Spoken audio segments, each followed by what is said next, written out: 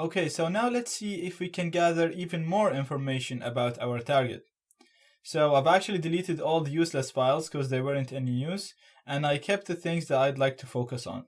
So in a real life situation, you want to go over each one of these entities and try and gather information about as much information as you can about each of them. For now, I'm actually going to focus on the iSecurity.org only, and I'm going to try to find all the websites that exist on the same server. So like we said before, if we couldn't hack into iSecurity itself, then maybe we can exploit one of the websites on the same server and then gain access to iSecurity. So I'm just going to change the topology from here and use something useful like this one. And then I'm just going to drag this one on the side. I'll actually put it down here because I'm going to be using that. And put this one up. Okay. So I'm going to right click it. And I'm going to get its IP address. So I'm going to resolve it to IP address. And right now, as you can see, we have the IP address of the server where iSecurity.org is stored on. So I'm going to right click it. And I'm going to try to get the DNS information from this IP address. So this will give me all the websites that exist on the same server. And as you can see now, it automatically changed the topology for me. And we can see that this IP address, let me zoom out to this.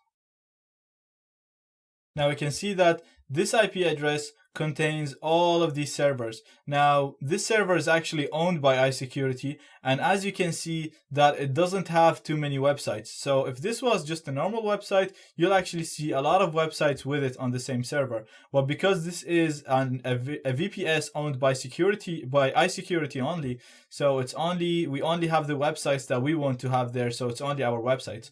But again, we still managed to get three more websites instead of our website. So in case we couldn't gain access to this website, then we can go and try to hack into any of these websites, and they're on the same server. So we'll manage to hack into our target from the websites on the same server. If all of that didn't work, we can see that we have this arrow going into the IP. So usually the websites are hosted by this IP, so you can see the arrows going from the IP to the website here, to this website, and to this website. But right here we can see that the hosted by .often.net is going to the IP. So this is actually a hosting company, and this is the company that we're renting the VPS from. So if we go to this website,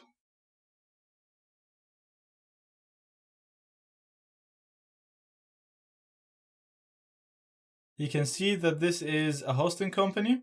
And that is where iSecurity is renting their servers from.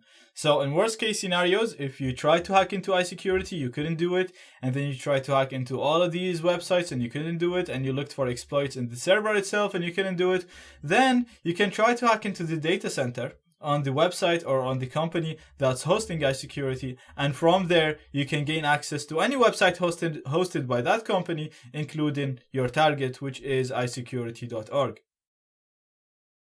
Now again, you can go over any of these entities and try to gather information about it as well, and maybe get information that will help you to gain access to your target.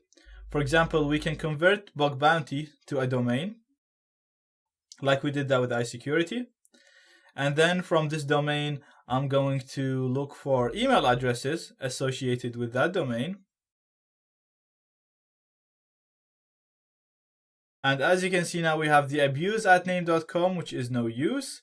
But we also managed to get an email of a person working in iSecurity, which is zaid@isecurity.org. That's my actual personal email. So again, if everything failed and you couldn't gain access to it, then maybe you can try to target that person that works at iSecurity, which is myself, and maybe try to social engineer that person and hack into their computer, and from there, again, gain access to the website. Now this is going to get into social engineering, so I'm not going to get into too much detail of that, because now we're talking about web penetration testing, so we're only concerned about the web applications and the technologies used in that.